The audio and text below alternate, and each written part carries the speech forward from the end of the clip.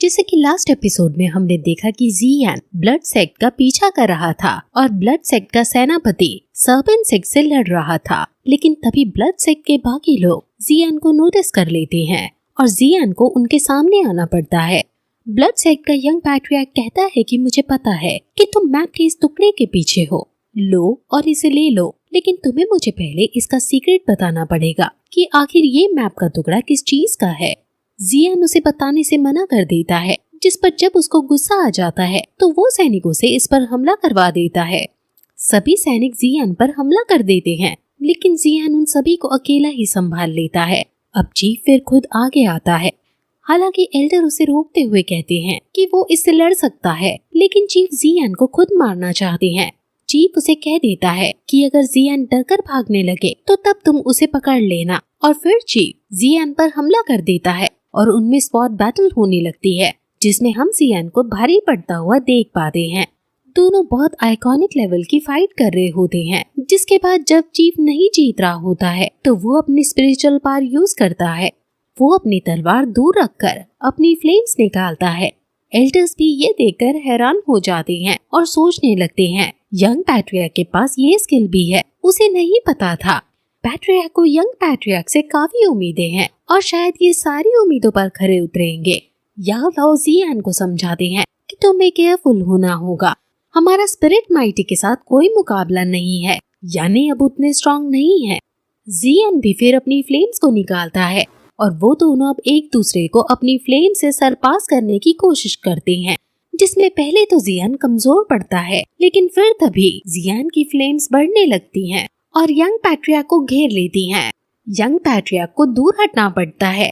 Elder आकर उसको संभालता है और सलाह देता है कि अभी हमारे लिए अच्छा यही है कि हम यहाँ से भाग जाएं, वरना ये हम दोनों को मार डालेगा। लेकिन यंग पैट्रियार्क भागने से मना कर देता है और कहता है कि हमें बस इसे थोड़ा समय तक संभालना है, सेनापति आता ही होगा।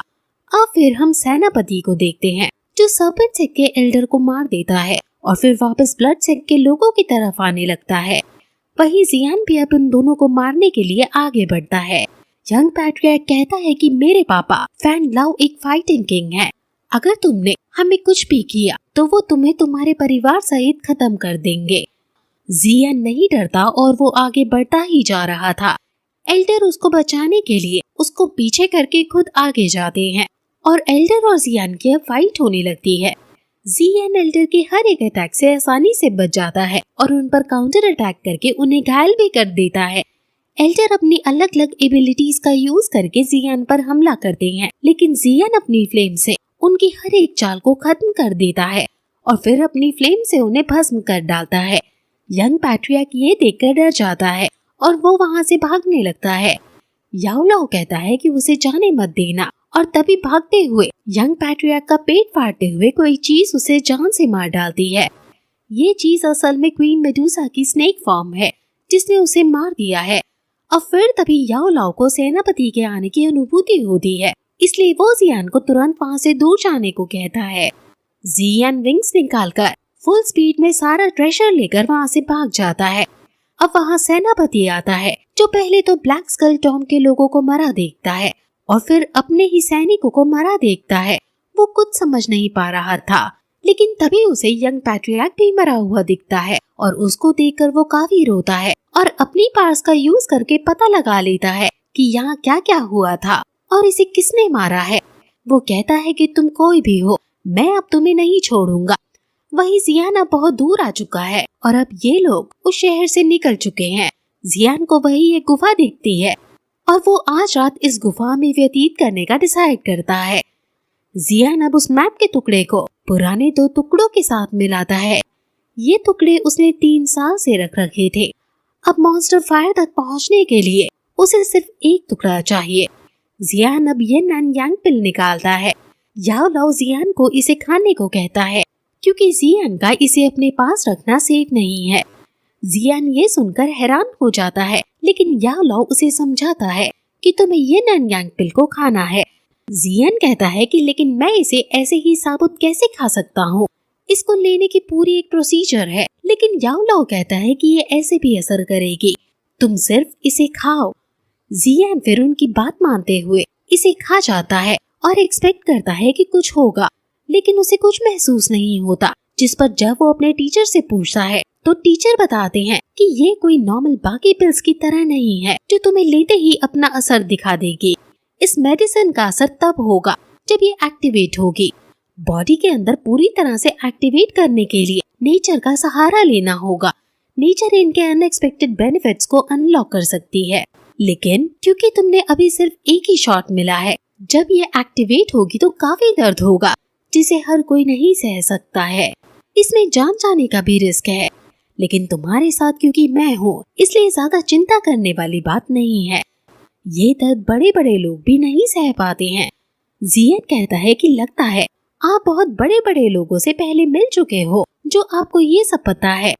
याओलाओ कहता है कि मेरे बारे में तुम मत जानो, अभी मेरे बारे में जानना तुम्हारे लिए हानिकारक हो सकता है। जियन पूछता है कि तो ये पोशन अभी मेरे ऊपर मतलब कुछ वर्क नहीं करेगा। याओलाओ कहता है कि ऐसा नहीं है।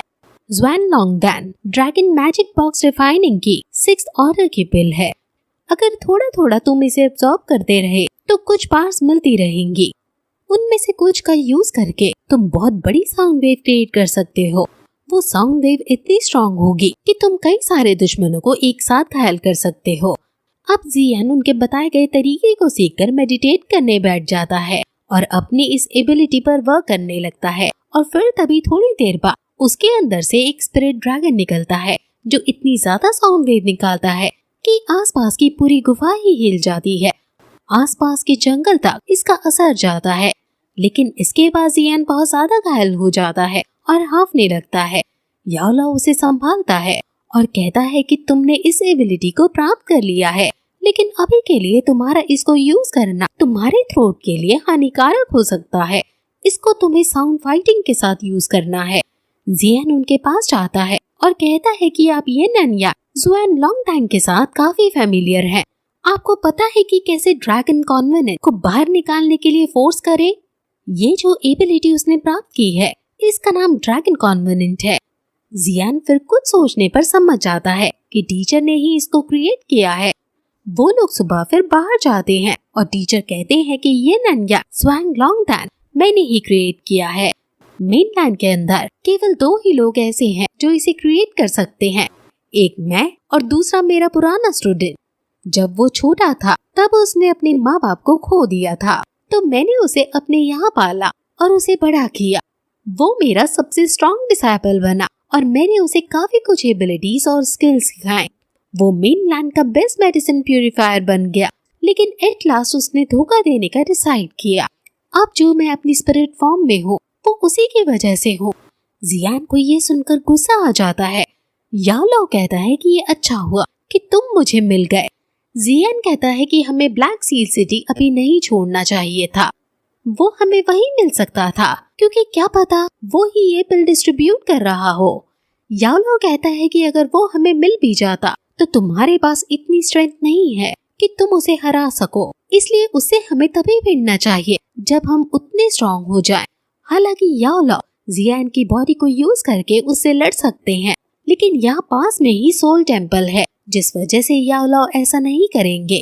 अब जियान अपने टीचर के पास आता है और उन्हें यकीन दिलाता है कि एक दिन वो जरूर उनके पुराने डिसाइपल को सरपास करेगा। टीचर जब देखते हैं कि माहौल बहुत गर्म हो रहा है तो वो हंसने लगते हैं और कहते हैं कि मुझे तुम पर गर्व है। अब जियान फिर कैनान कॉलेज जाने का डिसाइड करता है, लेकिन वो कॉलेज इतना एडवांस था कि वो हर तरह की चीटिंग को रोक लेता है।